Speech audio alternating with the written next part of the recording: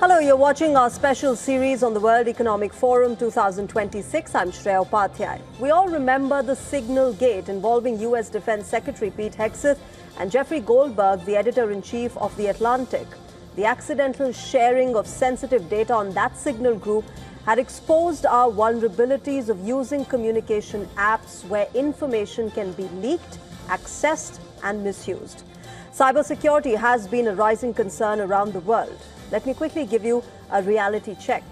As per surveys, deepfake identity fraud attempts surged by 3,000% between 2023 and 25. Voice cloning is now a primary threat, and scammers need as little as 3 seconds of your audio to clone your voice with 85% accuracy. In India's national capital, New Delhi, residents lost over 1,250 crore rupees to cyber fraud last year, with major digital assets arrest cases, in fact, including one where a businesswoman was duped of 6.9 crore rupees. The internet was created to transcend borders, but today we're witnessing a fundamental shift in how countries want to traverse their digital destiny. From individual cases of digital fraud to the risk of foreign interference and espionage, the online world is vast and vulnerable. And today we are delving into how security can be ensured in a digital world. Before I get in my guests to answer all our doubts and questions, take a look at this report. One of the few lucky draw winners of our weekly contest. You have won a $100 gift card. I need your details to resolve a banking issue. Could you please come on a WhatsApp video call? The smartphone, a repository of your life. Your photos, bank accounts, addresses, phone numbers, your chats, your location history, your entire identity. From phishing attacks, spyware, deepfakes, surveillance, and now a deluge of AI-powered malware, the smartphone is a primary target for cyber criminals. And suddenly, it's not just your Instagram that's gone, it's your money, your credit, often your reputation. Add spyware, stalkerware, leaked passwords, SIM swaps, deep fake voice scams, and your personal data is all over the dark web. Now, zoom out. For companies, a cyber attack isn't a bad day. It's an existential reckoning. A ransomware gang hits your servers, your systems freeze, operations stop. Customer data gets held hostage. Then comes the ultimatum, pay up or we publish everything. Corporations don't just run on people and buildings anymore, they run on cloud infrastructure, on third-party vendors, on invisible software dependencies. One weak link, one misconfigured server, one compromised update, and an entire supply chain can buckle. From individuals to companies to countries, cybersecurity isn't a tech issue anymore, it's national strategy. Governments are now thinking in terms of digital sovereignty, the ability to control where your citizens' data lives.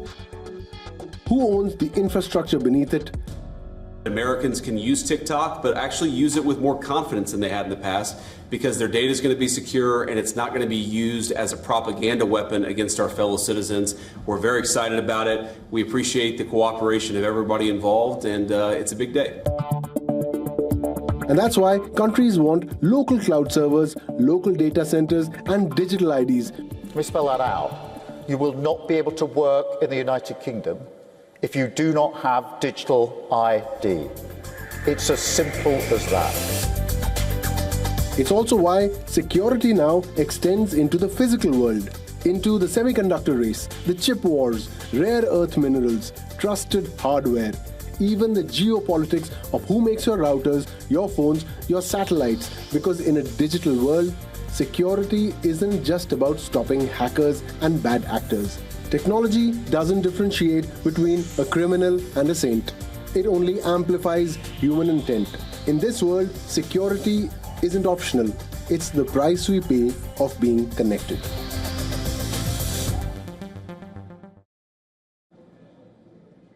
All right, our assistant editor for Foreign Affairs, Siddhant Sibal, is joining us live on the broadcast. He's been tracking all that is happening in Davos.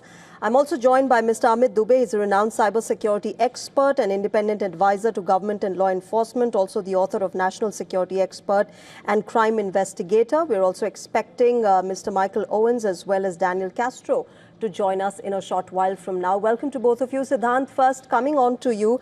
Davos is exciting. Davos, of course, is expecting the US President Donald Trump to reach today and make that important address. But one of the significant themes of this year's World Economic Forum is also cybersecurity. Take us through what has been happening there on day 3. Well, yes, a lot of issues are dominating at this year's Davos, whether it's Donald Trump's address due to happen in few hours' time. And of course, cybersecurity, of course, is dominating. But before I come to my commentary, let's join by someone who is essentially here at Davos. And ma'am, if you can just talk about your sense about being here at Davos. We are all looking up to US President Donald Trump's address. It's sunny here, a lot of snow, but focus on the global geopolitics, global economics, and issues like cybersecurity and AI. Thank you, sure. I think everyone's poised to hear what Trump's got to say. There's a sense of excitement in the air. The army are out in force. But I think away from that, it's interesting to see the kind of the tech brands coming to the foremost here. I think AI is what everyone's interested in, everyone's talking about. So lots to be said around that.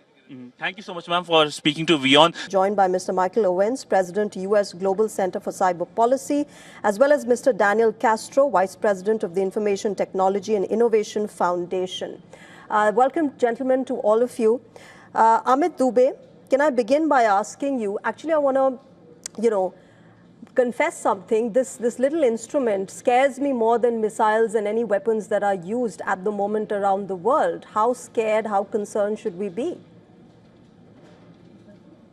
See, this is a global concern. First of all, we should understand that cybersecurity has been a prime area of discussion around industrialists in last many years because it's been increasing exponentially. And if I compare it, the losses as compared to Indian losses, as you mentioned, 50,000 crores of last year, but I assume that figure should be around 100,000 crores because many of these cases are not reported officially. Then if you take the figures from Australia or from UK for that matter, UK is losing £3 million every day to similar kind of cyber frauds. And Australia is losing close to $12 to $13 billion yearly. And so in US and every other countries, it's a global, big, serious concern. And it is increasing because of the AI, because of the quantum threats eventually. So the device that you have in your hand, your concern is right. It is actually creating challenges for you for future. Every second, every minute, it is stealing some data. And if the data goes to wrong hands, they start attacking you. They start using this data against you. And then you become more vulnerable. Yeah. So it is, I would say, a sword that you are using against you because all the time it is listening you. The activities that you are doing, that is exposing a lot about your mindset. And then they can manipulate your decisions through various pushed data points and the content that you see through short videos and reels. So this is actually a big concern globally for sure. Absolutely. And, I won't be surprised if after this show, all our phones start showing cybersecurity ads and cybersecurity suggestions. But Michael Owens, coming to you, this has been not just an individual or a personal concern. The entire world is now grappling with cybersecurity concerns, considering the fact that now there are concerns about this risking national security, espionage, and even election interference. United States of America has had such accusations in the past. How does one deal with it? What are countries doing at a national level to make sure that all of this doesn't happen? Is it even possible at the moment to not let this happen?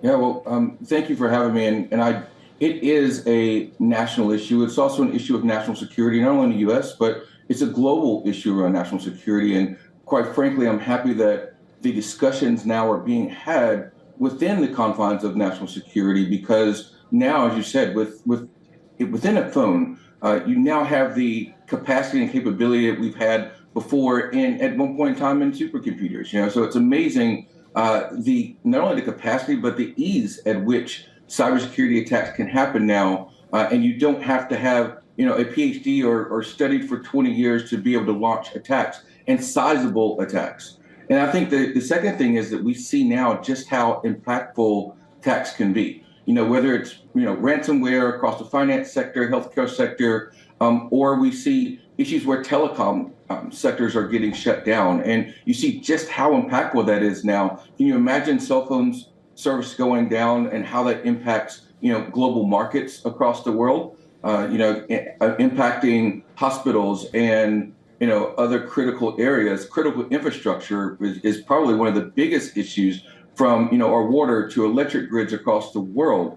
And so the challenge is, from a policy standpoint, how do these norms get established? And unfortunately, even here in the US, we have not had, at a federal level, at a national level, those policies in place that many feel is necessary to keep us all safe. So then you have policies being created at the state level, whether in the US it's California or North Carolina or Florida. But we have to get to a position where we're not only talking about this nationally, but as we see here in Davos, we're having the conversations globally about how, as a world, we can address this in a way that we establish true cybersecurity norms, internet norms, and how that ties in to accords such as NATO and other areas. That's right. So, Daniel, since Davos is a place which is now seeing the convergence of world and business leaders, if there is one thing that the entire world should ratify or come to a conclusion on, come to an acceptance of as far as cybersecurity is concerned, what would you say that one thing should be?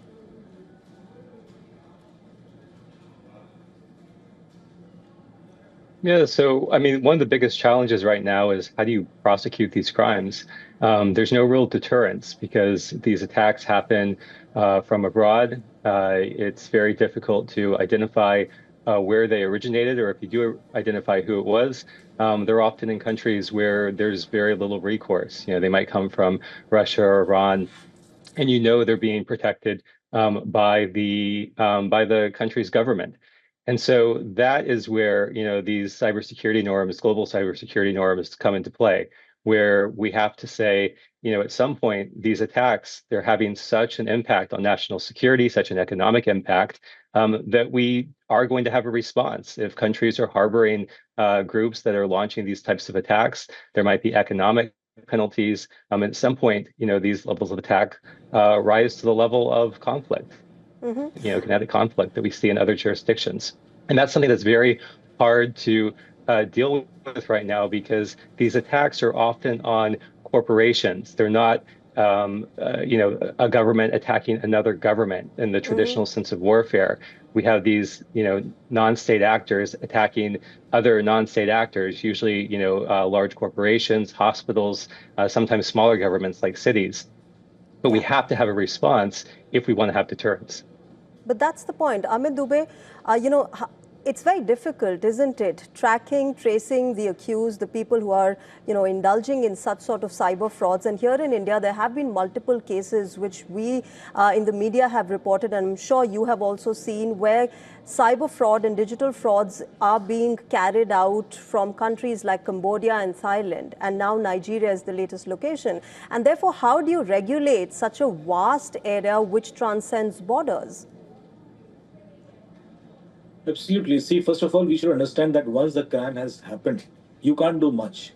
Even if you identify the criminal, you can't arrest them because they are sitting somewhere cross borders. You may not have legal rights to even arrest them sometimes. We have seen areas like KK Park across Cambodia and Myanmar where people are actually committing crimes to other countries, and based out these locations, those are getting the local support as well. So this is really becoming little geopolitical eventually. And whatever we could do proactively. We can make our systems more secure. We can create more strong policies. We can make it more challenging for the criminals to hack it or to compromise any system for any potential data breach. That is something I think all the governments are trying to achieve. But once the incident has happened, then we have very little to do as a post-mortem for sure. And that's where these geopolitical associations, Interpol, communications, AMLAT, they come into the picture. Whether we can actually work collectively and as a group to counter these kind of criminals. But if there are APT groups that are supported by local government bodies and we can't stop them because of the obvious support from the governments. It becomes much more challenging and complex. It's not that straightforward. For example, when in India we got to this AIMS attack, we identified the criminal, we identified the IP address.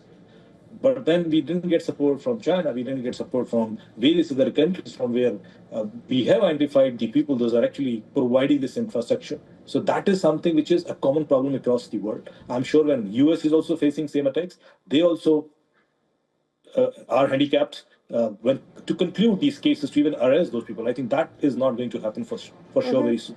This is the biggest challenge as of today. Okay, Michael, you want to come in on this, the fact that US perhaps is also grappling with this kind of a concern. The other side to it is that most of the tech giants have their data centers in the United States, and therefore how difficult would it be for America to track people who are indulging in such cyber crimes, in contrast to and as opposed to other countries who don't have tech giant data centers within their territories? Yeah, I think part of this is that when you talk about establishing the norms, ensuring that no matter where the data is, no matter where it lives, that the ability to secure that in a way is what should be first and foremost. And we have to really talk about governance in a way that, I do this work all over the world, and most of the time, not all the time, but most of the time, there is a basic lapse in cyber governance which allows these attacks to happen. I'll also say that cybersecurity isn't some destination that we get to, right? There's not some static point in which you say, okay, I'm secure and we're done. Most of these companies or government entities need to be continually updating their security parameters, going back and checking to ensure that once what's secure is still secure. So it's not like a static thing. It constantly moves, it constantly changes. And that is where I think the biggest challenge comes in. But I think when we focus on what the compliance standards should be, to ensure that all governments, all cities, and all companies reach a certain level of compliance around governance models that can really help to secure to a certain level, right? If I always feel if we can get a company to 80% secure, then they're much better than what they were before. A lot of these attackers rely on low-hanging fruit, simple mistakes that entities make, and the ability, quite frankly, to fool those people who are not knowledgeable around certain attacks and how they work. That's right. And a large part of the people who are technologically less aware are the elderly, the parents, the grandparents, the older relatives. And I see that in my own life where my parents get fraudulent messages. Thankfully, they check with us, the children, to, sort of figure out what is happening. But, Daniel, I want you to come in on this. The fact that we have not been able to come up with a common law. Do you also therefore think that there is a gap between how governments are tackling this and how corporations have been sort of given that responsibility? They are the ones who are making all of these tech giants. They're involved in big data. And therefore, there's a gap in what the government is doing and how fast the private corporations are evolving and moving. That's exactly right. There is a gap. There's only, you can think about this in economics terms as a network externality. There's a benefit that comes from cybersecurity that we all share. It's the grandmother that isn't attacked when everyone's secure. Who loses when that happens? It's not the companies and it's not the government, right? And so that's why you have to have the government step in and fill that gap. The private sector responds to market conditions. It will never invest as much in cybersecurity as is needed to fully secure our digital ecosystem. And so that's why government has to play a huge role in getting us to a level of security that we expect. And right now it's so urgent because with AI, the types of attacks we're seeing are accelerating. As Michael mentioned, it's so much easier to do these attacks now, and also these vulnerabilities that are out there. It's very easy to scan for and identify them and then launch attacks. But it's also an opportunity with AI because now we can use AI not just for offense by the bad guys, but we can use AI on defense with the good guys. And that's where I'm hoping to see governments come together and say, let's invest in these AI tools so we can make it available to everyone help everyone get to that 80 or 90% security, because that will address many of the flaws that are out there. And then we're still going to have to do a lot on education, because the type of attacks that we're seeing on individuals, where they get a phone call that uses AI-based voice impersonation, so it sounds like your child is calling you and saying, please send money, there's an urgent medical condition, or I'm being kidnapped, or something like that. These attacks are getting so much better. So we have to address this quickly. But Daniel, you know, as far as data privacy is concerned, or even personal privacy is concerned, is it possible, is it even an existent concept in the kind of times we live in, with AI coming in, mass surveillance and biometric happening?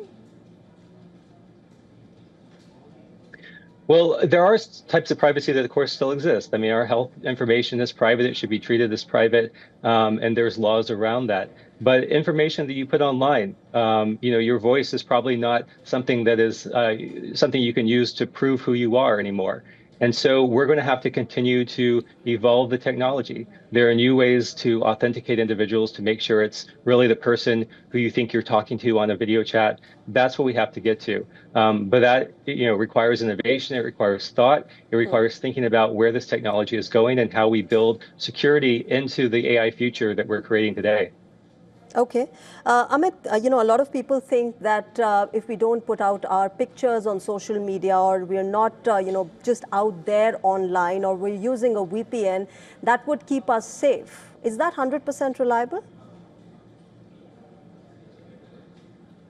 No, not absolutely. Actually, I believe in this myth that there are only two kinds of people in this world: those who know that they have been hacked, and those who do not know they have been hacked.